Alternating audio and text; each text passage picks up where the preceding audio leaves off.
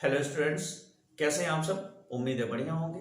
तो बेटा आज की क्लास कार्बन और उसका नामकरण, कार्बन के यौगिक और उनके यौगिकों के नामकरण पर आधारित है। बहुत ही इंपॉर्टेंट क्लास है।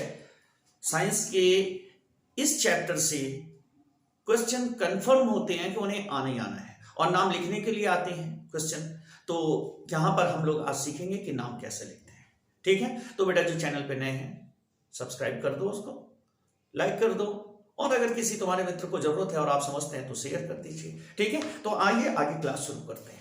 कार्बन हमारी धरती का एक ऐसा तत्व, हमारी पृथ्वी पर पाया जाने वाला एक ऐसा तत्व जो जमीन पर यानी भूपर्पटी पर, पृथ्वी के बाहर और भीतर मिलाकर के 0.02% पाया जाता है और वायुमंडल में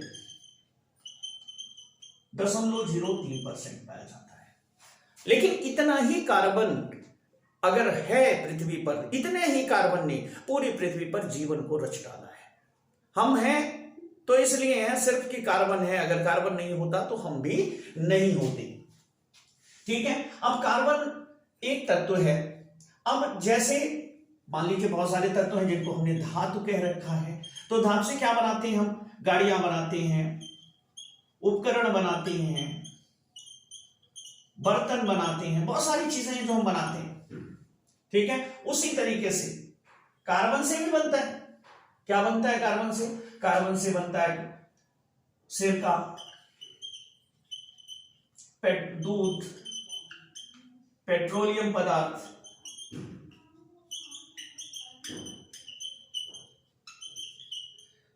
सारी जितनी भी जैविक वस्तुएं, जैसे पेट्रोलियम पदार्थ तो मान लो ठीक है, ये तो धरती के अंदर पाया जाता है। सिरका जैविक पदार्थ है।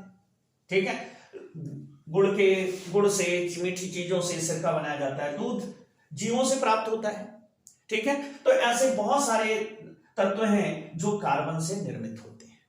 ठीक है, ये अब आप समझ सकते हैं कि कार्बन की महत्ता कितनी है। ठीक है,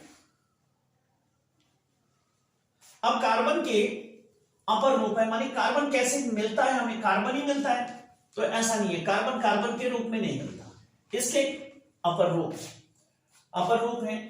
पहला है ग्रेफाइट, ग्रेफाइट के रूप में मिलता है, माने ऐसा नहीं मिलेगा अकेला कार्बन परमाणु आपको। दूसरा हीरे के रूप में मिलता है, वैसे तो बहुत है इसके। तीसरा फुलरीन कहते हैं इसको। इसके आगे आप कह सकते हैं कोयला है, काजल है, बहुत सारी चीजें हैं जिनमें कार्बन है। ठीक है, लेकिन यहां पे ग्रेफाइट क्या होता है? ये कार्बन के साथ इस तरीके से जुड़े होते हैं, मतलब सभी कार्बन अलग कार्बन के साथ जुड़े हुए हैं और ये एक दूसरे के साथ रिंग संरचना भी बना रहे हैं। ये इस तरीके से जुड़े हुए हैं सभी कार्बन, आगे कार्बन ही कार्बन जुड़ते जा रहे हैं और ये एक गोलाकार संरचना बना लेते हैं। इस गोलाकार संरचना के कारण ये फिसलते हैं, तो अगर इन्हें आप किसी चीज पर रगड़ो तो ये अपने बंध को तोड़ते हुए उस पर चिपकते चले जाते हैं, जैसे आप पेंसिल से कागज पर लिखते हो। दूसरा है हीरा, ये अपनी विशिष्ट संरचना लिए होता है। 6 कार्बन एक दूसरे के साथ जुड़े होते हैं और इस विशिष्ट संरचना के कारण ये रिंग वाली संरचना बनाते हैं और विशिष्ट संरचना बना करके एक दूसरे से जुड़े होते हैं। चतुष्फलकी, सॉरी ऐसी संरचना नहीं होती, ऐसी फुलरीन की होती है। ये चतुष्फलकी संरचना बनाते हैं। 4 कार्बन एक दूसरे के साथ इस तरीके से चतुष्फलकी संरचना। अब ये एक अणु है, मतलब ये परमाणुओं को समझिए, ऐसे अरबों खरबों मिलकर के एक दूसरे से जुड़े होते हैं और बहुत ही मजबूत संरचना होती है। तीसरी है फुलरीन की, ये रिंग बनाते हैं, 6 कार्बन की रिंग बनाते हैं इस तरीके से, और ये रिंगें अन्य रिंगों से जुड़ी होती है। फिर इधर कार्बन, ये फुटबॉल जैसी संरचना। अब इसमें 60 कार्बन होते हैं, इसमें 4 कार्बन मिले होते हैं और इसमें एक कार्बन अलग अलग संरचना से जुड़े होते हैं। तो इस तरीके से कार्बन के 3 प्रकार के अपर रूप हैं, ग्रेफाइट, हीरा और फुलरीन। बहुत अच्छा 2 नंबर का क्वेश्चन होता है कि हीरे के अपर रूप लिखिए। ठीक है, आइए आगे बढ़ते हैं। तेजी से हमें कवर करना है क्योंकि ये क्रैश कोर्स है और अगले पार्ट में हम इसका यौगिक देंगे, इनके यौगिकों के गुणधर्म, रासायनिक क्रियाएं क्या क्या होती हैं, साबुनीकरण, एल्कोहल, एल्केनोइक एसिड यानी कि एसिटिक अम्ल, इन सब के बारे में। अभी तो सिर्फ यहां पर हम कार्बन यौगिक के नामकरण लिख रहे हैं, ठीक है। तो यहां पर है कार्बनिक यौगिकों के गुणधर्म। थोड़ा सा हम जानेंगे कि अगर कोई यौगिक कार्बन से बना हुआ है तो वो उसके गुण कैसे होते हैं, गुणधर्म। ध्यान से देखिएगा, ध्यान से सुनिएगा ताकि आपको याद हो जाए, ठीक है। नंबर 1 है कार्बन उपस्थित होता है। यह पक्का है कि कार्बनिक यौगिक है तो उसमें कार्बन होगा ही होगा। दूसरा, यौगिक में नाइट्रोजन, ऑक्सीजन, सल्फर, हेलोजन यानी क्लोरीन, ब्रोमीन, आयोडीन उपस्थित होते हैं।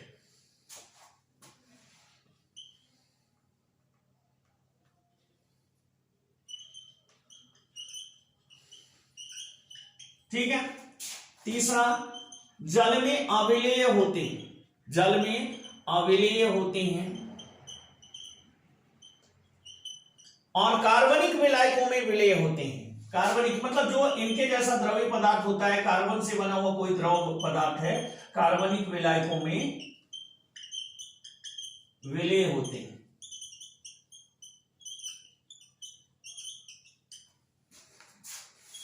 चौथा, इनके गलनांक यानी पिघलने वाला समय और वाक क्वथनांक यानी खौलने का टेम्परेचर निम्न होता है। जल्दी खौल जाते हैं, जल्दी पिघल जाते हैं। प्लास्टिक देखा है, पन्नी जो मार्केट से जिसमें सामान लेके आते हो, कितनी आसानी से आग दिखाते ही पिघल जाती है, ठीक है। तो ये इनके गुणधर्म है। अब इन गुणधर्मों के बाद कार्बन के यौगिक एक दूसरे के साथ सहसंयोजी बंधों से जुड़े होते हैं, ठीक है। कार्बन कार्बन के साथ सहसंयोजी बंधों से जुड़े होते हैं। ये गुणधर्म आप याद कर लीजिएगा, ये आते हैं परीक्षा में, बुक्स में भी होंगे, वहां पर देख करके आप इनको याद कर लीजिए कि अगर कोई यौगिक कार्बन से बना हुआ है तो इसमें इस प्रकार के गुण होंगे, ठीक है।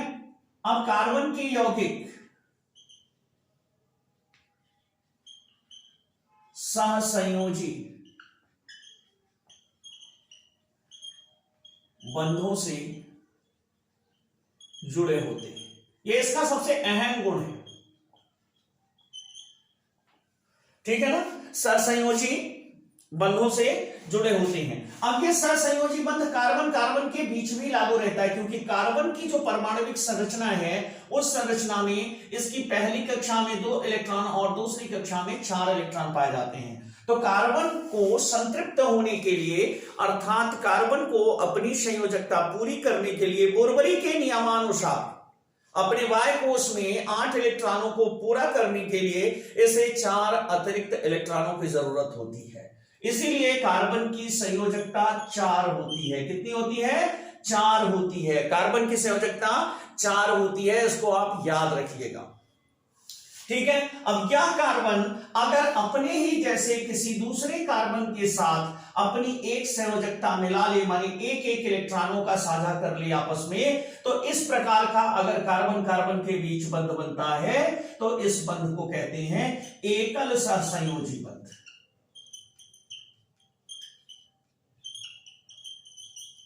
जैसे कि ग्रेफाइट में बना होता है, ठीक है। और कभी कभी जरूरत के अनुसार कार्बन कार्बन के साथ अपने 2-2 इलेक्ट्रॉनों का साझा कर लेता है और इसमें 2 एकल बंध होते हैं। ये लाइनें आप ऊपर नीचे किसी भी तरफ खींच सकते हैं, और 2 एक दूसरे से जुड़े होते हैं। इसे द्वि सहसंयोजी बंध कहेंगे या द्विबंध भी कहते हैं, सहसंयोजी बंध। और तीसरा तरीका है कार्बन कार्बन के साथ 3-3 इलेक्ट्रॉनों का साझा कर लेता है और एक एक संयोजकता अतिरिक्त किसी दूसरे परमाणु के साथ साझा करता है। लेकिन कभी ऐसा मत कराइएगा कि कार्बन कार्बन के साथ चतुष्बंध बना दे, ऐसा नहीं होता। अभी तक जितने भी यौगिक पाए गए हैं उन सभी यौगिकों में कार्बन की अधिकतम एक कार्बन की दूसरे कार्बन के साथ जो संयोग करने की क्षमता है वो 3 इलेक्ट्रॉनों का साझा करने की क्षमता है। तो इस प्रकार के बंध को एकल बंध, इसे द्विबंध और इसे त्रिबंध कहते हैं। इनके बंध की ऊर्जा बंध की संख्या बढ़ने के साथ बढ़ती जाती है। एकल बंध की ऊर्जा सबसे कम होती है, द्विबंध की उससे ज्यादा होती है और त्रिबंध की उससे भी ज्यादा होती है। ठीक है, एकल बंध की कभी कभी कहता है कि इनके बंधों के ऊर्जा के बढ़ते या घटते क्रम में लिखो, तो सबसे अधिक किसकी होती है? त्रिबंध की, उसके बाद द्विबंध की, उसके बाद एकल बंध की। ठीक है, ये इनकी ऊर्जा बढ़ने का क्रम है बंधों के। अब यहां पर एक चीज ये आती है कि अगर कार्बन कार्बन के साथ एकल बंध बनाता है, उसके सभी बंध एक एक करके अलग अलग परमाणु या परमाणु समूह के साथ अगर जुड़े होते हैं, तो ऐसे बने हुए यौगिक को संतृप्त यौगिक कहते हैं। संतृप्त यानी जिसकी इच्छा पूरी हो गई है, संतृप्त यौगिक कहते हैं। और अगर कार्बन कार्बन के साथ द्विबंध बनाए हुए हैं और उसकी एक एक संयोजकता खाली है, तो ऐसे यौगिक को असंतृप्त यौगिक कहते हैं।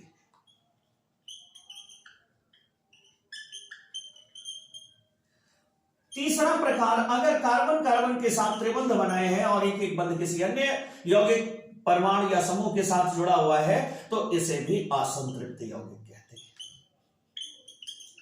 मतलब बंध तो बना लिया, लेकिन आगे इसकी बंध बनाने की क्षमता खत्म नहीं हुई है। अब ये असंतृप्त है, इसका पेट नहीं भरा है, ये संतुष्ट नहीं है। ठीक है, तो वे यौगिक जिनमें कार्बन कार्बन के साथ एकल बंध बनाए होते हैं उन्हें संतृप्त यौगिक कहते हैं, तथा वे यौगिक जिनमें कार्बन कार्बन के मध्य कम से कम एक द्विबंध अथवा एक त्रिबंध पाया जाता है, उन्हें असंतृप्त यौगिक कहते हैं। ठीक है, तो क्या इस प्रकार के बंध बना करके कार्बन कैसे कैसे यौगिक बनाते हैं? तो भैया कार्बन, जो रसायन के दद्दा लोग थे वो बता गए कि कार्बन कार्बन के साथ बंध तो बनाता है, लेकिन अलग अलग तरीके से बनाता है। उसके बंध बनाने के जो तरीके हैं वो अलग अलग प्रकार के हैं। जैसे ये श्रृंखला भी बनाते हैं, श्रृंखला। अब श्रृंखला क्या है? श्रृंखला कार्बन कार्बन के साथ जुड़ते हुए लंबे लंबे कार्बन की श्रृंखलाएं बनाता है। ठीक है ना, इसे श्रृंखलन का गुण कहते हैं। कार्बन का सबसे बड़ा गुण है, जिसके कारण धरती पर जीवन है, जिसके कारण धरती पर वनस्पति है, जंतु है, वो सबसे बड़ा गुण है कार्बन का श्रृंखलित होना। मतलब एक दूसरे से जुड़ते हुए बहुत लंबे लंबे कार्बन परमाणुओं के यौगिक बनाना। ठीक है, तो कार्बन में श्रृंखला का गुण होता है और ये श्रृंखला की तरह जुड़ते हैं, जैसे कार्बन से कार्बन, कार्बन से कार्बन, कार्बन से कार्बन। ठीक है, इस तरीके से इनकी अन्य संयोजकताएं खाली हैं, ये अन्य किसी से जुड़ सकते हैं और कोई नहीं मिलता तो आप जानते हैं इनका सबसे परम भक्त जो है वो है हाइड्रोजन, और उसके साथ मिल जाते हैं तो इनका नाम कहलाता है हाइड्रोकार्बन।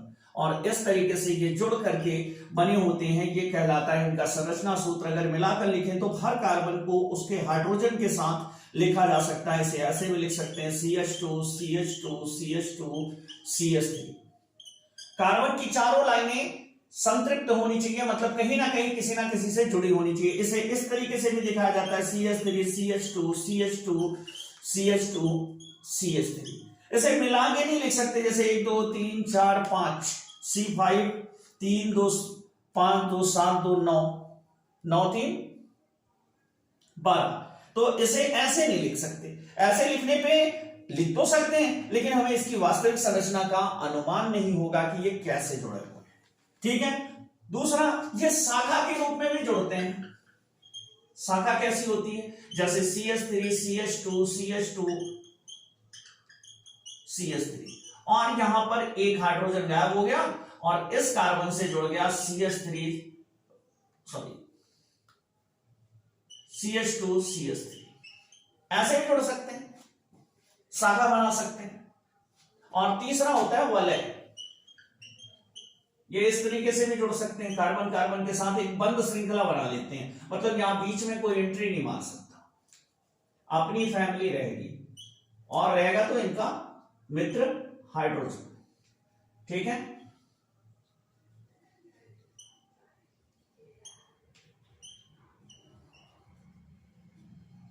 इस तरीके से ये वलय बना लेते हैं, रिंग बना लेते हैं। तो इसके आधार पर इन्हें अलग अलग वर्गीकृत किया गया। याद करने की दृष्टि से, समझने की दृष्टि से, इनके गुणधर्म जानने की दृष्टि से इन्हें अलग अलग वर्गीकृत किया गया।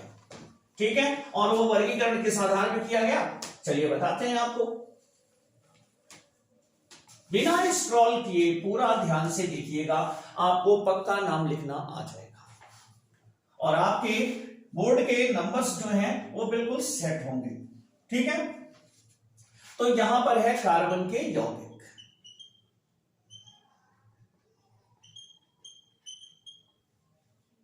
अब कार्बन के यौगिक दो प्रकार के हैं, एक जिनमें जो खुली श्रृंखला होती है। अब ये खुली श्रृंखला शाखा भी हो सकती है, श्रृंखला भी हो सकती है और शाखा भी हो सकती है। ठीक है, दोनों प्रकार के हो सकते हैं। दूसरा है बंद श्रृंखला। अब इसमें वलय होंगे। ठीक है, अब बंद श्रृंखला दो प्रकार के होते हैं, सम और विषम।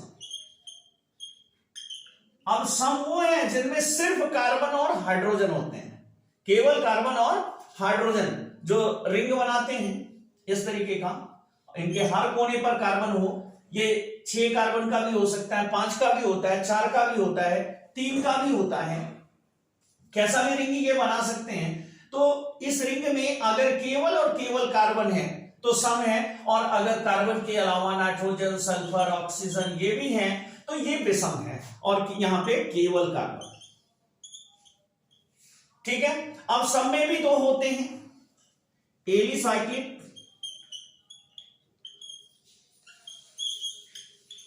एरोमेटिक।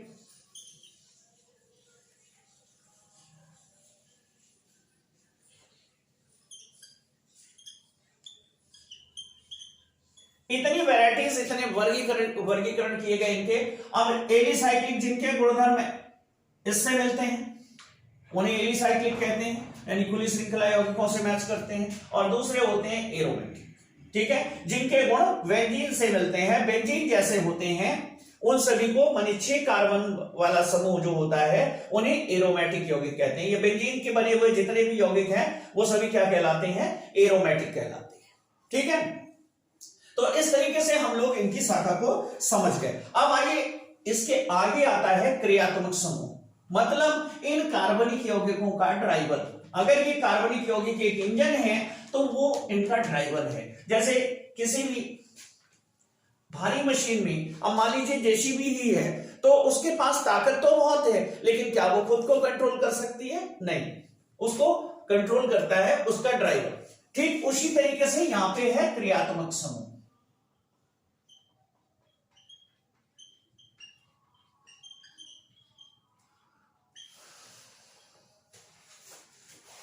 किसी कार्बनिक यौगिक से, किसी कार्बनिक यौगिक में जुड़ा हुआ अणु, परमाणु या कोई समूह जो पूरे यौगिक के गुण को निर्धारित करता है उसे क्रियात्मक समूह कहते हैं।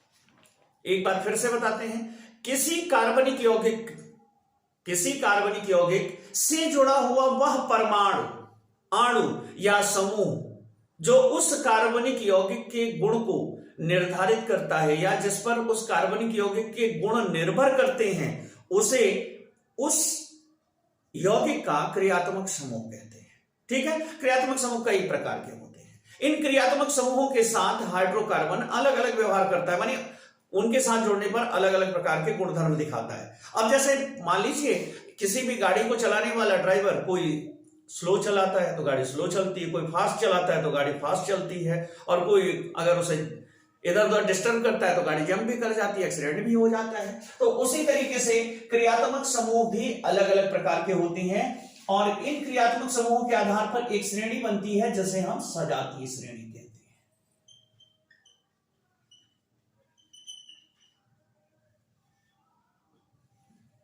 ठीक है, अब मान लो किसी हाइड्रोकार्बन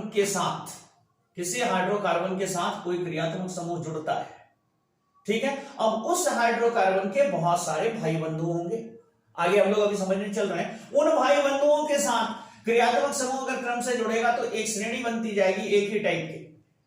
अब एक ही फैमिली के बच्चे छोटे बड़े तो हो सकते हैं, लेकिन उनका टाइटल तो सबका एक ही होगा। तो इस तरीके से उन बच्चों का जो समूह है एक सजातीय श्रेणी कहलाएगी। सजातीय श्रेणी वह श्रेणी होती है जिनके दो यौगिकों के मध्य CH2 का अंतर होता है। सजातीय श्रेणी वह श्रेणी होती है जिनके दो यौगिकों के मध्य CH2 का अंतर होता है। ठीक है, अभी सजातीय श्रेणी क्लियर हो जाएगी आगे, तो आइए उसको देखते हैं।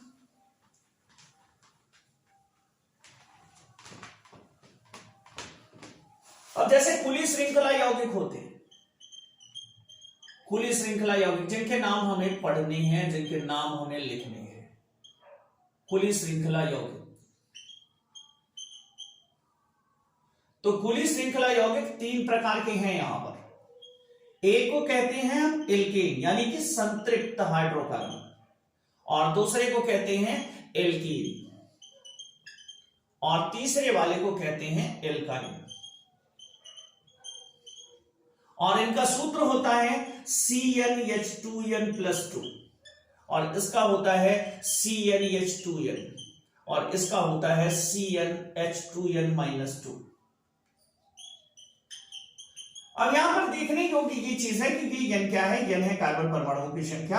अगर हम n बराबर 1 रखते हैं तो ये मिलता है C1, और यहां रखें 2 एकन्नम 2 और उसमें 2 जोड़ो तो 4 यानी CH4। अगर n बराबर 2 रखें तो यहां पर मिलता है 2 यानी C2, और यहां 2 दूना 4 2 6 H6। ठीक है, इसी तरीके से एल्कीन में n बराबर 2 से कम नहीं ले सकते, n का मान सदैव 1 से बड़ा रखना होगा, क्योंकि एल्कीन वाले यौगिकों की शर्त यह है, उनकी पहचान ये है कि उनमें कार्बन कार्बन के बीच द्विबंध होगा। तो कार्बन कार्बन के बीच द्विबंध तभी बनेगा जब कम से कम भैया 2 कार्बन होंगे, नहीं तो बनेगा ही नहीं। ठीक है, तो यहां पे अगर 2 रखते हैं तो C2H4। ठीक है, अब यहां पर फिर n बराबर 3 रखते हैं तो C3H6।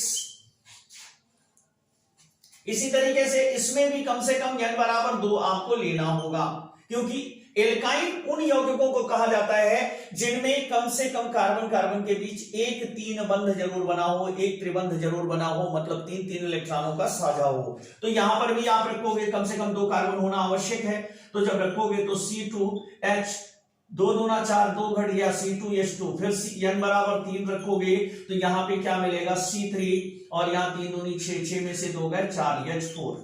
ठीक है, तो अब यहां पे देखो ये पहला यौगिक मिला, ये दूसरा हाइड्रोकार्बन मिला, इनके बीच का जो डिफरेंस है क्या है CH2, तो ये क्या हो गए, एक फैमिली हो गए, और इस फैमिली का नाम क्या है, एल्केन।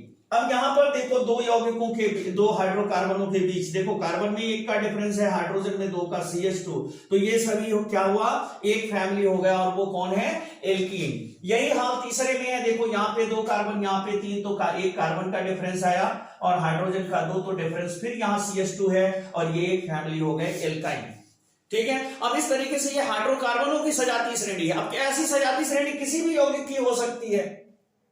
ठीक है, तो यहां पर इन सजातीय श्रेणियों में ये जो संतृप्त यौगिक हैं, यहां ध्यान दीजिएगा, ये जो संतृप्त हाइड्रोकार्बन है इनके साथ एक समस्या है कि ये क्रियात्मक समूह अपने साथ कैसे जोड़े, क्योंकि यहां पर कार्बन की सभी संयोजकताएं इनके साथ फिट हैं, सेट हैं। तो इससे बचने के लिए कार्बन क्या करता है, कार्बन अपनी एक हाइड्रोजन को रिमूव करता है, माने साझा करते समय अपनी एक हाइड्रोजन का त्याग करता है। तो अगर CH4 अपनी एक हाइड्रोजन का त्याग कर दे तो यहां पे कार्बन की 3 संयोजकता तो भरी होती है, किंतु एक खाली हो जाती है साझा करने के लिए। ठीक है, इसी तरीके से ये दूसरा वाला जो कार्बन है इसको हटा लें तो एल्केन की एक उप श्रेणी बन जाती है इस तरीके से। अब एक एक कार्बन अगर हम हटाते जाएं एल्केन की तो ये बन जाएगा सिंगल बॉन्ड CH3, ये एक बंध खाली दिखाया जाता है C2H5, और इस तरीके की श्रेणी को कहते हैं एल्किल श्रेणी। एल्केन से हटाकर इसे एल्किल श्रेणी कहने लगते हैं, ध्यान रखें। तो एल्केन कभी क्रिया नहीं करती, क्रिया कौन करता है, एल्किल श्रेणी। क्रियात्मक समूह से कौन जुड़ता है, एल्किल श्रेणी, और इसे प्रतीक रूप में कैपिटल R से लिखते हैं। एल्केन के पास जरूरत नहीं होती अपने हाइड्रोजन का त्याग करने की, क्योंकि कार्बन कार्बन के पास द्विबंध होता है और ये अपना एक बंध तोड़ देगा तो इसका एक इलेक्ट्रॉन, इसका एक इलेक्ट्रॉन खाली हो जाएगा और बाकी तो यहां हाइड्रोजन ही जुड़ा होता है, इसके बंध खाली हो गए। यही हाल त्रिबंध में है, लेकिन एल्केन के साथ ये दिक्कत होती है। ठीक है, तो एल्केन की ये भी एक सजातीय श्रेणी है। देखो यहां भी कार्बन का अंतर 2 है और हाइड्रोजन का अंतर, कार्बन का अंतर 1 है और हाइड्रोजन का 2, CH2 का डिफरेंस यहां भी है, तो ये भी एक सजातीय श्रेणी है। तो एल्केन श्रेणी एक उप श्रेणी है किसकी? एल्केन की। अब आइए आयुपीएसी नाम पद्धति देखते हैं कि कैसे करते हैं। ठीक है,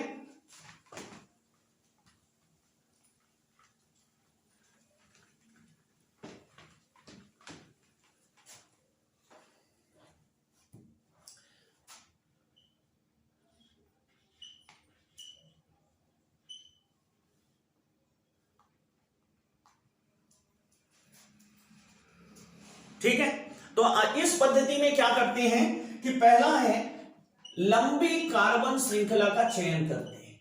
लंबी कार्बन श्रृंखला का चयन करते हैं। ठीक है, जो सबसे लंबी कार्बन श्रृंखला होगी। दूसरा, अब इसमें जैसे मान लो ये CH3 CH2 CH CH2 CH3 और इधर CH3। ठीक है, तो भले ये सीधा है, ये श्रृंखला नहीं होगी क्योंकि 1 2 3 4 कार्बन है इसमें, और अगर इधर आए तो 4 5 कार्बन है, तो ये हमारी श्रृंखला होगी, ये नहीं होगी। ध्यान रहे, सबसे लंबी कार्बन युक्त श्रृंखला को ही हम चुनते हैं। अब इसमें लिखने के तरीके बदल सकते हैं, CH3 CH2 CH CH2 CH3। अब कल्पना करो, इसको पकड़ के ऐसे सीधा कर दीजिए, क्या हुआ? CH3 ऊपर आ गया। अब ये आपकी सतत श्रृंखला है, सबसे लंबी श्रृंखला है। ठीक है, दूसरा क्या है? दूसरा है सदैव गिनती क्रियात्मक समूह की तरफ से करते हैं। क्रियात्मक समूह की ओर से करते हैं।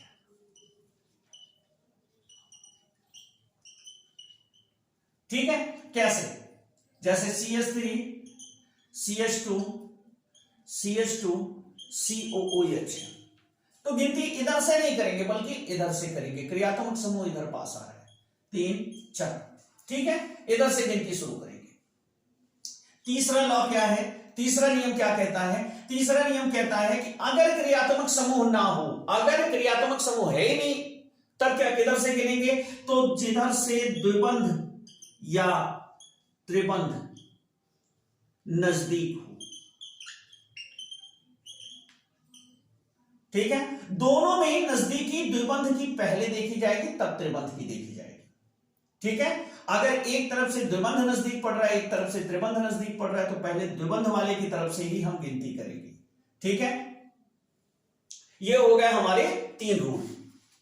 इनके आधार पर हमें सीखना है कि कैसे नाम लिखते हैं, तो ये बहुत अहम है रूल।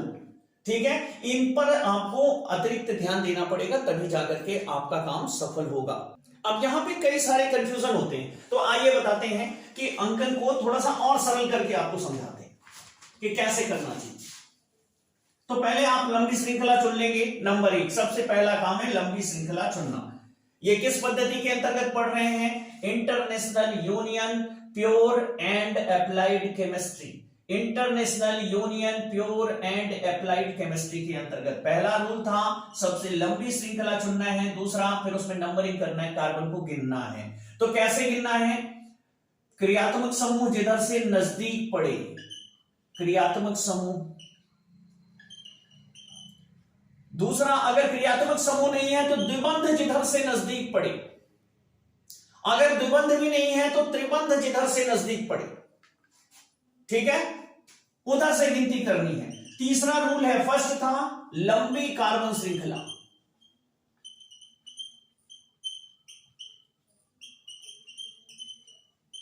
त्रिबंध जिधर से नजदीक पड़े। ठीक है, पहला कि क्रियात्मक समूह अगर मौजूद है तो वो जिधर से नजदीक पड़े। अब क्रियात्मक समूह क्या हो सकते हैं, COOH, COCl, ठीक है, CHO, OH आदि आदि, ये क्रियात्मक समूह है। ये जिधर से नजदीक पड़े उधर से गिनती करो, अन्यथा ये नहीं है तो जिधर से द्विबंध नजदीक पड़े उधर से गिनती करो, वो भी नहीं है तो जिधर से त्रिबंध है उधर से गिनती करो। अगर ये भी नहीं है तो प्रतिस्थापी जिधर से नजदीक पड़े उधर से गिनती करो। अब ये प्रतिस्थापी क्या है, तो कार्बन वाली श्रृंखला में जो लटके हुए हाइड्रोकार्बन होते हैं, अब जैसे ये है तो ये प्रतिस्थापी है, ये क्या है, ये प्रतिस्थापी है, जिधर से नजदीक पड़े। अब इधर से गिनोगे तो तीसरे नंबर पर है और इधर से गिनोगे तो दूसरे नंबर पर है, तो गिनती इधर से करो, गिनती इधर से करो। और अगर मान लो दो प्रतिस्थापी हैं तो जिधर इनकी संख्या ज्यादा हो, CH3 CH CH CH2 CH2 CH CH3, और यहां जुड़ा हुआ है CH3, यहां जुड़ा हुआ है CH3, यहां जुड़ा हुआ है CH3, तो इधर क्या है, इधर इनकी संख्या ज्यादा है और इधर इनकी संख्या कम है। इधर 2 नंबर पर जुड़ा है, इधर 3 पर भी जुड़ा है, इधर क्या है, एक ही नंबर पर जुड़ा है। माने प्रतिस्थापियों की संख्या का टोटल कम से कम आए। इधर से गिनोगे 1 2 3 4 5 6 7, ठीक है। प्रतिस्थापी कहां जुड़ा है, 2 नंबर पे जुड़ा है, 3 नंबर पर जुड़ा है, 6 नंबर पर जुड़ा है, 3 2 5 6 5 11। और अगर उधर से गिनते हैं तो 1 2 3 4 5 6 7, ठीक है। अब यहां पे प्रतिस्थापी कहां कहां से जुड़ा है, ऊपर वाला हटा दो, यहां से भी हटा दो, क्लियर समझ में नहीं आएगा, अभी हम ऊपर लिख के इसको भी बताते हैं। जब इधर से गिनती की तो टोटल 11 आया, और जब इधर से गिनती करेंगे 1 2 3 4 5 6 7, तो कहां कहां पे जुड़ा है, 2 नंबर पर जुड़ा है, फिर कहां जुड़ा है, 5 नंबर पर जुड़ा है, फिर कहां जुड़ा है, 6 नंबर पर जुड़ा है, तो 6 5 11 2 13, इधर से ज्यादा आ रहा है, माने ये गलत है, ये गलत है, और इधर से गिनना है आपको, ठीक है। और अगर दोनों तरफ प्रतिस्थापी समान दूरी पर हो, दोनों तरफ से प्रतिस्थापी समान दूरी पर हो, तब क्या करना चाहिए, तब क्रमानुसार गिन लेना चाहिए, जैसे लिखने की पद्धति है, इधर से भी 2 नंबर पर, इधर से भी 2 नंबर पर, तो इधर से लिखने की पद्धति से आप काउंट करिए। इस तरीके से हम नंबरिंग करते हैं, इसी पर पूरी की पूरी IUPAC पद्धति का नामकरण टिकता है, ठीक है। अब कुछ क्रियात्मक समूह हैं। अब यहां पर क्रियात्मक समूह अगर जुड़े होते हैं तो मान लो एक है तो ठीक है, ठीक है, लेकिन अगर एक से अधिक है तो फिर कैसे लिखते हैं। अगर एक से अधिक है तो उसमें इनका वरीयता क्रम बनाया गया, माने इनका क्रम बनाया गया कि कौन, अगर 2 मौजूद है तो 2 में कौन प्रमुख है और कौन उप प्रमुख है, ठीक है। क्रियात्मक समूह है तो प्रमुख तो होंगे ही। तो 2 क्रियात्मक समूह, मान लो किसी में COOH और OH दोनों मौजूद हैं, ठीक है। अब इन क्रियात्मक समूहों का नामकरण कैसे करेंगे, तो यहां पर COOH तो क्रियात्मक समूह माना जाएगा और OH को हम प्रतिस्थापी जैसा व्यवहार कराएंगे, ठीक है। और जब कोई प्रतिस्थापी बनाया जाता है तो उसका नाम सबसे पहले लिखते हैं, ठीक है, और फिर क्रियात्मक समूह का नाम आएगा। तो इनका क्रम क्या है वो हम आपको बताते हैं कि किस क्रम में इन्हें लिखा जाता है, ठीक है। तो एक टेबल के माध्यम से हम इसको आपको दिखाते हैं। अब ये हैं हमारे क्रियात्मक समूह। ये क्रियात्मक समूह हैं, क्रियात्मक समूह कार्बोक्सिलिक अम्ल COOH एकल बंध कार्बन के साथ जुड़ा रहता है, और एल्कीन का नाम, जब भी हम हाइड्रोकार्बनों के साथ क्रियात्मक समूहों को मिलाकर लिखते हैं तो हाइड्रोकार्बन के नाम के साथ OIC अम्ल जोड़ते हैं। COX माने COCl, COBr, COI, अगर ऐसा जुड़ा हुआ है तो इसे आयल हैलाइड जोड़ते हैं। CONH2 है यानी एसिल एमाइड बोलते हैं इसको, क्रियात्मक समूह को। और ये क्रियात्मक समूह नाम के साथ जब लिखा जाता है तो लास्ट में एमाइड जोड़ते हैं। एस्टर है सिंगल बॉन्ड COOR, R माने एल्किल समूह, R का मतलब हुआ जहां भी R जुड़ा होगा, R का मतलब है एल्किल समूह, एल्किल समूह, ठीक है। CN जुड़ा हुआ है, जैसे OH पढ़ते हैं एल्किल समूह को। अब कैसे पढ़ते हैं अभी बता रहे हैं। साइनाइड जहां पे सिंगल बॉन्ड CN जुड़ा हो इसे नाइट्राइल कहते हैं, सिंगल बॉन्ड CHO जुड़ा हो तो एल्डिहाइड है क्रियात्मक समूह, और लास्ट में अल पढ़ते हैं। कीटोन डबल बॉन्ड ओ अगर जुड़ा है तो इसे ओन पढ़ते हैं, एल्कोहल है सिंगल बॉन्ड OH इसे आल पढ़ते हैं, एमीन है NH2 सिंगल बॉन्ड इसे एमीन ही पढ़ते हैं लास्ट में जोड़ करके OR। आर यहां फिर आया माने एल्किल समूह अगर जुड़ा हुआ है तो नाम के साथ एल्कॉक्सी जोड़ते हैं, ठीक है। और लास्ट में इसे पहले लिखते हैं, ये पूर्व लग्न है, ये पूर्व लग्न है, पूर्व वो जो पहले लिखा जाता है। अब इसके अलावा अगर प्रतिस्थापी हैं जैसे क्लोरीन है, ये सभी प्रतिस्थापी कहलाते हैं। ब्रोमीन है, आयोडीन है, तो इसको क्लोरो, ब्रोमो, आइडो, एल्कॉक्सी, इस तरीके से इनका नाम पहले लिखते हैं जितने भी प्रतिस्थापी हैं, ठीक है। और प्रतिस्थापी में डबल बॉन्ड भी आता है, इसके लिए ईन जोड़ते हैं, ट्रिपल बॉन्ड आता है इसके लिए आइन जोड़ते हैं। ऐसे ये ब्रोमो है, आइडो है, ये ब्रोमो है, ये क्लोरो है। अब चलो इसके आधार पे नाम बनाते हैं। तो नाम के लिए एक चीज, अगर कार्बन यहां पर एक है, एक कार्बन है, तो उसके लिए मेथ, एल्केन में मेथ शब्द यूज करते हैं, और मेथ के साथ कोई भी द्विबंध नहीं होता। अगर 2 कार्बन है तो एथ, 3 कार्बन है तो प्रोप, 4 कार्बन है तो ब्यूट, 5 कार्बन है तो पेंट, 6 कार्बन है तो हेक्स, 7 कार्बन है तो हेप्ट, 8 कार्बन है तो ऑक्ट, 9 कार्बन है तो नॉन, और 10 कार्बन है तो डेक, ठीक है। ये इसको इस तरीके से लिखते हैं। अब जैसे मान लो यहां लिखा हुआ है सी, इस तरीके से, ये कोई हाइड्रोकार्बन है, ठीक है। तो यहां पे 2 कार्बन है, तो 2 कार्बन है तो एथो हो गया, और इनके बीच एकल एकल एकल बंध है, कार्बन कार्बन के बीच देखो तो एन जोड़ो तो एथ धन एन, तो ये क्या बन गया, एथेन, ठीक है। अब मान लो कार्बन कार्बन के बीच द्विबंध है और यहां पे 3 कार्बन है, और इस तरीके से इनके नाम लिखने हैं आपको। कार्बन की संख्या हमेशा जोड़ते समय ये देखो कि कार्बन की 4 लाइनें भरी हैं कि नहीं, 1 2 3 4, 1 2 3 4, तो यहां पे एक द्विबंध है, तो इसका नाम किधर से लिखेंगे, 1 2 3, ठीक है, 1 2 3। इधर से क्यों लिखे भैया, इधर से कहने लिख लिए क्योंकि द्विबंध इधर से नजदीक पड़ रहा था, इसलिए लिख लिए इसको, ठीक है। अब 3 के लिए क्या यूज करेंगे, प्रोप, प्रोप बन गया। और क्या है, इसमें द्विबंध है, कहां पर है, 1 पर है, तो प्लस इन जोड़ दो, और कहां पर हुआ है उसे यहां बगल लिख दो। किस कार्बन पर द्विबंध हुआ है, तो 1 प्रोप प्लस इन, तो ये बन गया 1 प्रोपीन। कुछ घुसा दिमाग में, ठीक है। तो ये आप याद रखिएगा, थोड़ा हम क्लियर करते हैं इसको, ताकि हम और ढेर सारे नामों को आपको समझा सकें और आपको बता सकें कि कैसे करते हैं, ठीक है। क्रियात्मक समूह बने रहेंगे, इसकी सहायता से आपको समझने में आसानी होगी। क्रियात्मक समूह मौजूद रहेंगे, किसके लिए क्या जोड़ते हैं, ठीक है। तो देखो, अब मान लो कहीं पर लिखा हुआ है सी एच एच एच, इस तरीके से, तो थोड़ा सा मिला के लिखते हैं, CH3 CH2 CH2, और यहां पे CH हो गया, फिर CH हो गया, CH3, ठीक है।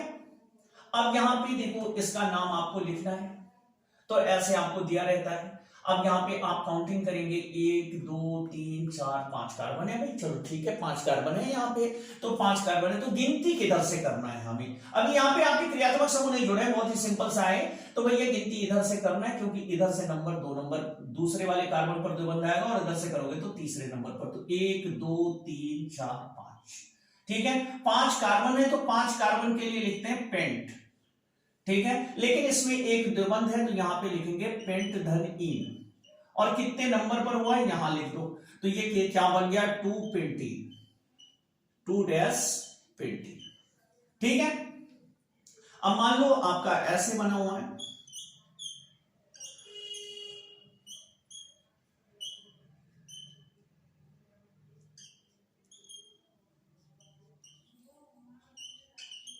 ठीक है, तो भैया गिनती किधर से करें, इधर से करेंगे क्योंकि इधर त्रिबंध है, 1 2 3 4 5। ठीक है, यहां पे भी 5 कार्बन, तो चलो यहां पे लिख लेते हैं पेंट, लेकिन यहां पे त्रिबंध है तो त्रिबंध के लिए पेंट प्लस आइन, और कितने नंबर पर हुआ है, तो 1 नंबर वाले कार्बन के साथ ऐसा हुआ है, तो इसे क्या लिखेंगे, 1 पेंटाइन, 1 पेंटाइन। अब मान लो इसके आगे भी एक कार्बन होता, तब क्या होता इस दशा में, ठीक है, तो इस दशा में क्या होता, 6 कार्बन हो जाते और गिनती इसकी बढ़ जाती, 1 2 3 4 5 6।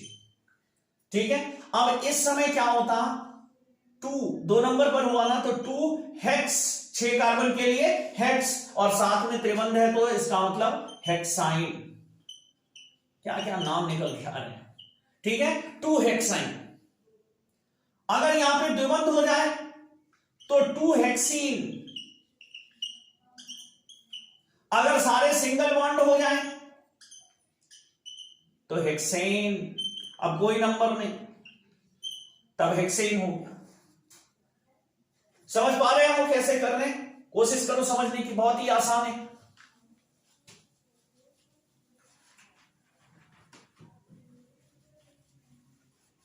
अब आओ बुक्स में देखते हैं कुछ इंपॉर्टेंट नाम, और बेटा इसके जो यौगिकों के गुणधर्म है उसके लिए दूसरा वीडियो देंगे। ये कोई फिल्म नहीं होती बेटा कि आप एक तरफ से एक तरफ देखिए, वन शॉट।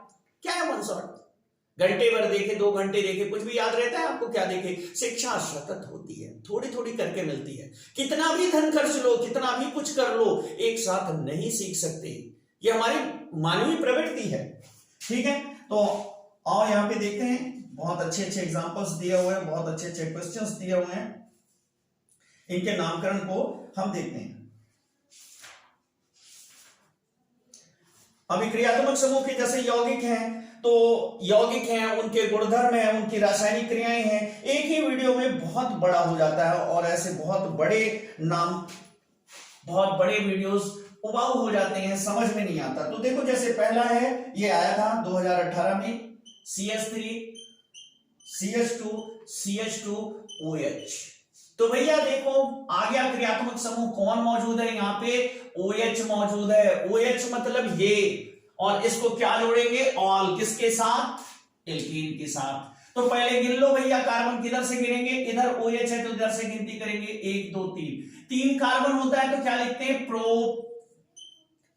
अब यहां पे अगर आपको चेक करना है तो कार्बन के समस्त हाइड्रोजन उस पर चिपकाते जाओ, और इस तरीके से आप देखते जाओ कि एकल बंध बन रहा है कि द्विबंध बन रहा है, और यहां पे हो गया OH। तो सारे के सारे एकल बंध हैं, तो ये तो प्रोपेन है, लेकिन यहां पर एन हटाओ, ये पहले प्रोपेन था, प्रोपेन, तो प्रोपेन को तोड़ो तो प्रोप धन एन, एन को उड़ा दो, गया, और यहां पे अब जोड़ो, इसको हटाओ और जोड़ो क्या, ऑल, इसके साथ, तो ये क्या हो जाएगा, एन हटा दिया और आल जोड़ दिया, तो प्रोपेन, प्रोपेनॉल, एन हटाया, प्रोपेन धन एन, ठीक है, तो यहां पे प्रोपेनॉल हो गया, ये पहला नाम है। ठीक है,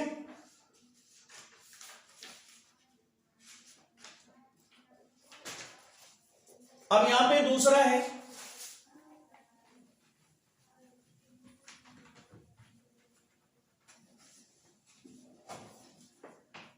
CH3 COO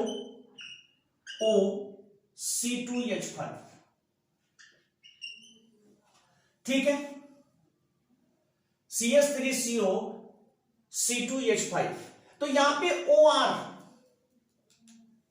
वो OR लगा हुआ है पहले, ठीक है, तो इसका क्या हो जाएगा, यहां पर 2 कार्बन है।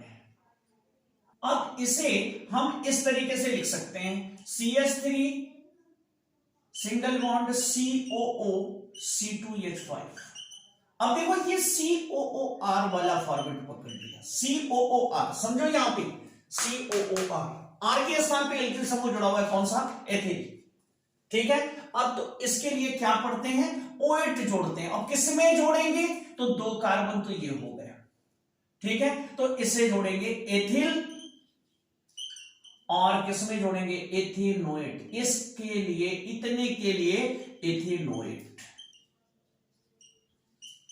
ये दूसरा है। चलो तीसरा एग्जांपल देखते हैं हम लोग। CH3O CH2 CH3, ठीक है, तो यहां पर इसे ऐसा लिख सकते हो CH3 सिंगल बॉन्ड O और इधर CH2 CH3 CH2 CH3।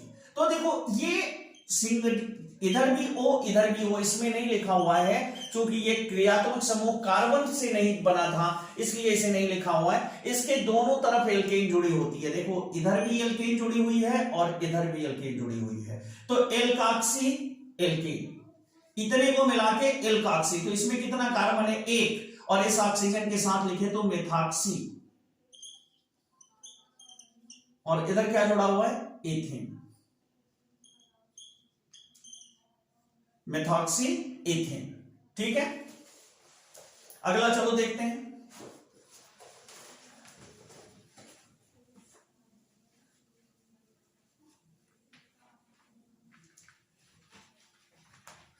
अगर ऐसे O जुड़ा हो तो यहां पर जो एल्केन होगी इसको ऐसे उच्चारित करेंगे एल्कॉक्सी, और इधर जो जुड़ा होगा इसे एल्केन, इसके नाम के साथ पढ़ेंगे।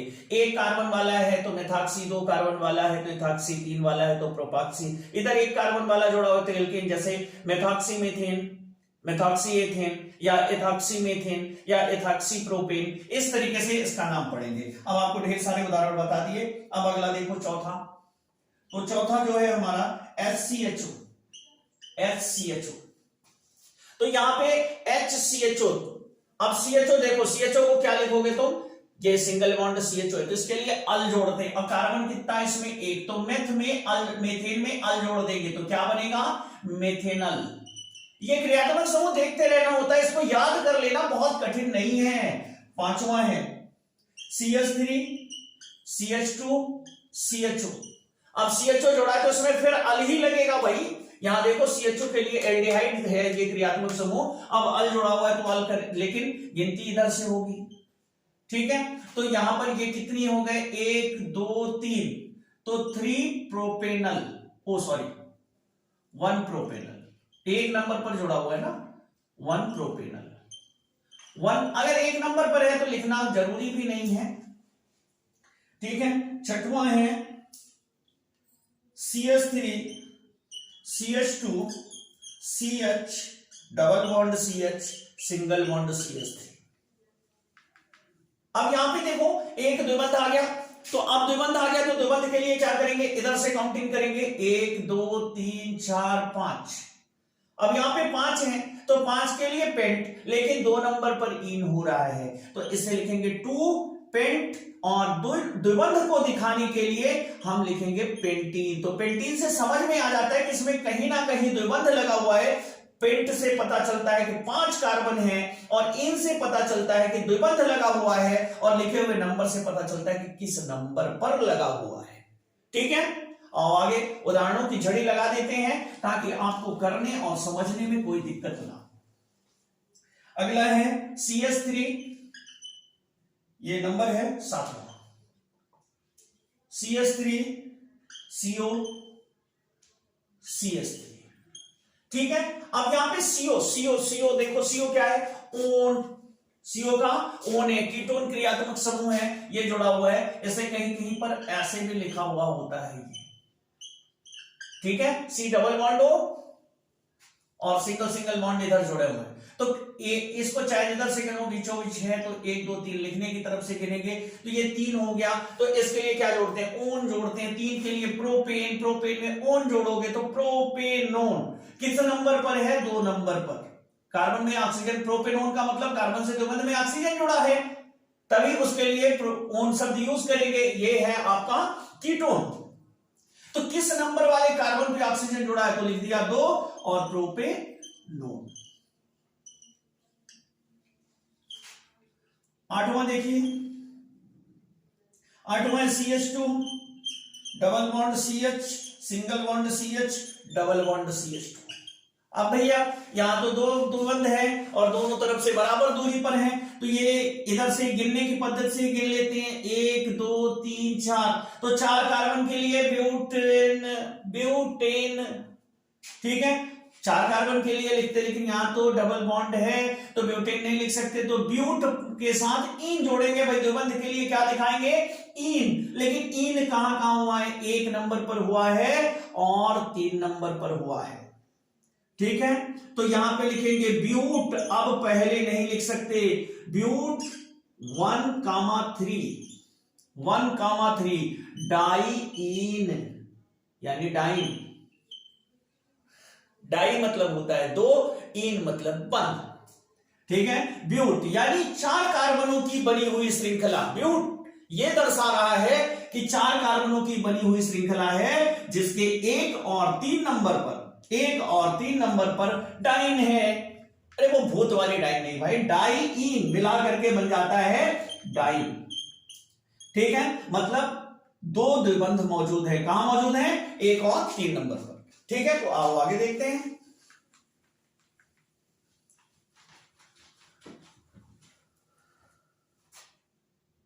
CH3 ये 9वां है, CH3 CH2 COOH। अच्छा एकल बंद लगा लो या वैसे भी कभी कभी लिख देते हैं, तो भैया COOH क्रियात्मक समूहों का राजा, नंबर 1 पर। O एक अम्ल लिखवाता है खुद का नाम, 1 2 3, तो कितने कार्बन, 3, और साथ में तो 3 में माने प्रोपेन था, एकल बंध से जुड़ा है तो प्रोपेन है, और इसमें OH जोड़ो तो ये प्रोपेनोइक बन गया, प्रोपेनोइक अम्ल, प्रोपेनोइक अम्ल, ठीक है। और आगे देखते हैं, 10वां नंबर है H single bond C double bond O single bond O single bond H। ये तो बड़ा फैला फैला के लिखा है, तो फैला फैला के लिखने दो, इसकी कोई दिक्कत नहीं है। ये देखो यही लिखा है, ओइक अम्ल को ऐसे भी लिखा जाता है। ये पूरा समूह ओइक अम्ल है, यानी सिंगल बॉन्ड COOH और इधर जुड़ा है H, ठीक है। तो भैया इसमें कितने कार्बन, 1 है, ये ले दे करके। तो एक कार्बन के लिए क्या लिखते हैं, मेथ, तो इसको लिख देंगे मेथेनोइक अम्ल। देखो कितनी आसानी से बन रहे हैं, आप भी बनाओ, आप भी करो, काहे डरो, नो डर, बस केवल करते जाओ, सीखते जाओ।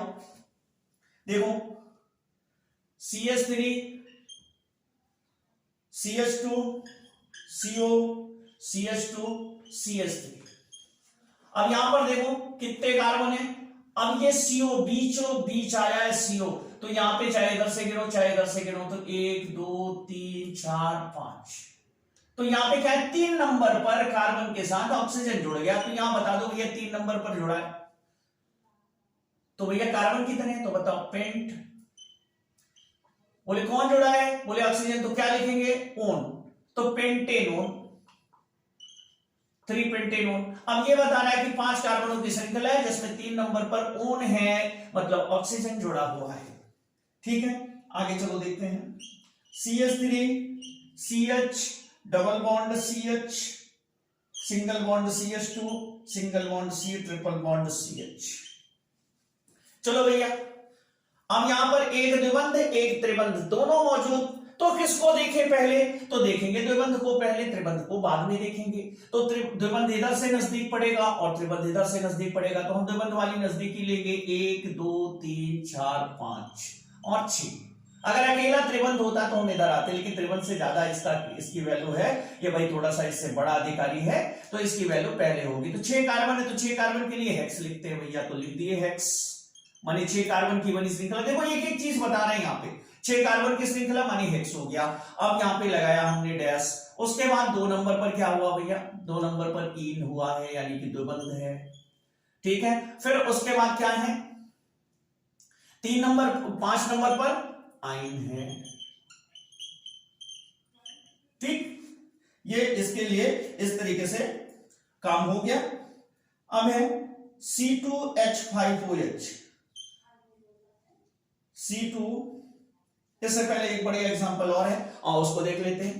फिर हम यहां पर दिए गए नामों से यौगिक बनाना सीखेंगे, अभी जाने की जरूरत नहीं है। देखो CH3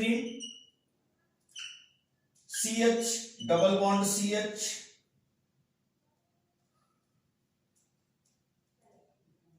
सिंगल बॉन्ड CH2OH। ठीक है, अब यहां पे ये रहा हमारा क्रियात्मक समूह OH। तो इधर से गिनती शुरू, 1 2 3 4, 4 है तो ब्यूटेन ब्यूट होगा। तो ब्यूट भैया यहां कई सारी चीजें हैं। 2 नंबर पर हुआ है ईन, और 1 नंबर पर है ऑल, यानी क्रियात्मक समूह। ठीक है, कोई तकलीफ? CH3 CH2OH, अगर इसकी चर्चा ना हो केमिस्ट्री में तो फिर सब बेकार है। अब यहां पर ये OH जोड़ा है तो 1 नंबर 2 नंबर, इसके लिए क्या लिखते हैं, एथ, और साथ में OH है क्रियात्मक समूह में। देखें OH के लिए ऑल है तो इथेनॉल। ठीक है, अब आओ नाम से लिखते हैं यौगिकों। अब जैसे एथिल एल्कोहल, कभी कभी साधारण नाम भी दे देता है। तो एथिल है माने 2 कार्बन है और साथ में OH है। अब जितना खाली मिले वहां हाइड्रोजन को चिपका दो। अब इसे आगे ऐसे भी लिख सकते हो, CH3 single bond CH2 single bond OH, या CH3 CH2 OH। ठीक है, मिथेनल, मिथेनल, तो मिथेनल अल कब जोड़ता है, जब सिंगल बॉन्ड CHO होता है और साथ में एक ही कार्बन है, तो भैया यहां हाइड्रोजन जोड़ दो, मिथेनल बन गया। ठीक है, 2 पेंटाइन, 2 पेंटाइन। अब पेंटाइन मतलब 5 पेंट, पहले 5 कार्बन की श्रृंखला बना लो, ऊपर से लिखते हैं 2 पेंटाइन। पहले 5 कार्बन की श्रृंखला बना लो, और जब आप लिखोगे तो नंबर अपनी तरफ से लिखो, बाईं ओर से ही लिखो। ठीक है, अब यहां पर 2 नंबर वाला जो कार्बन है वहां पे आइन है, आइन मानी त्रिबंध। ठीक है, इसका मतलब है कि इसमें एकल बंध खाली है और इसमें भी एकल बंध खाली है, तो इधर उधर जोड़ दिया। अब इसके तो चारों खाली पड़े ना, तो यहां पे हाइड्रोजन जोड़ो, चारों मतलब 3 खाली है। और अब उसके बाद यहां पर भी इसका भी 4 पूरा, इसका भी 4 पूरा, ये खाली पड़ा बेचारा, तो यहां 2 हाइड्रोजन जोड़ो, यहां 3 हाइड्रोजन जोड़ो। अब ये क्या बन गया, CH3 single bond C triple bond C single bond C CH2 CH3, ये बन गया आपका 3 पेंटाइन। ठीक है, अब यहां पे ब्यूटेनोन 2, ब्यूटेनोन 2।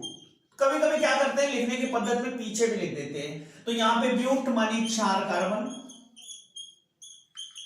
बाईं तरफ से दूसरा गिनो, यहां पे ओन हुआ है माने डबल बॉन्ड O है, तो भैया अब जो बाकी बचे उसमें हाइड्रोजन जोड़ दो।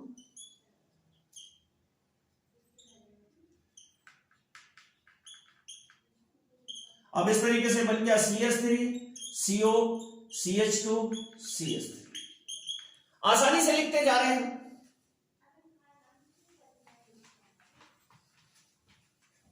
इसकी अगली सीरीज में माने इसके दूसरे पार्ट में हम पूरे यौगिकों के बारे में बताएंगे, उनके क्रियात्मक, उनकी क्रियाविधि बताएंगे, उनके गुणधर्म बताएंगे, जिसमें एथिल एल्कोहल, एसिटिक अम्ल, साबुनीकरण, मिसेल आदि आदि हैं। तो अगला वीडियो भी आप जरूर देखिएगा। 2 हाइड्रोक्सी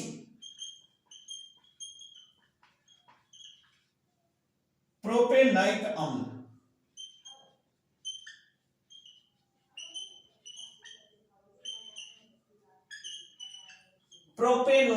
प्रोपे माने 3 कार्बन, और तीसरे वाले में OOH जुड़ा हुआ है, कैसे कि OH अम्ल लिखा हुआ है। अब ये कह रहा है 2 हाइड्रोक्सी माने 2 नंबर पर। अब देखो यहां 2 क्रियात्मक समूह है, हाइड्रोक्सी माने OH, भैया हाइड्रोक्सी कहीं लिखा हुआ है, कैसे कि यहां 2 थे, एक OH अम्ल था एक हाइड्रोक्सी था, तो OH अम्ल ऊपर है तो ये प्रमुख बन गया, और ये जो है दूसरे नंबर वाला बन गया। तो दूसरे नंबर वाले का नाम जो है वो पहले लिख दिया जाता है। तो यहां पे कितने हाइड्रोजन जोड़ दें, यहां पे 3 हाइड्रोजन हमने जोड़ लिए, यहां पर 1 हाइड्रोजन जोड़ा। अब ये बन गया, तो इसे लिख सकते हैं CH3 CH COOH, और यहां पे OH बन गया 2 हाइड्रोक्सी प्रोपेनोइक अम्ल। ठीक है, तो इस तरीके से हम समझते हैं कि आपको नाम लिखने में करने में आसानी होगी। हमने जितने भी कोशिश की कि जितने भी प्रकार के यौगिक हैं, जितने भी प्रकार के टाइप हैं, वो आपको समझाया है। अगर आपको किसी और चीज की जरूरत हो तो आप मुझे कमेंट्स में लिख करके भेज सकते हैं। मैं चाहे 5 ही मिनट का वीडियो बनाऊं, लेकिन आपके उस कमेंट्स का जवाब जरूर दूंगा। तो बेटा मिलते हैं नेक्स्ट वीडियो में, तब तक पढ़ते रहिए, बढ़ते रहिए।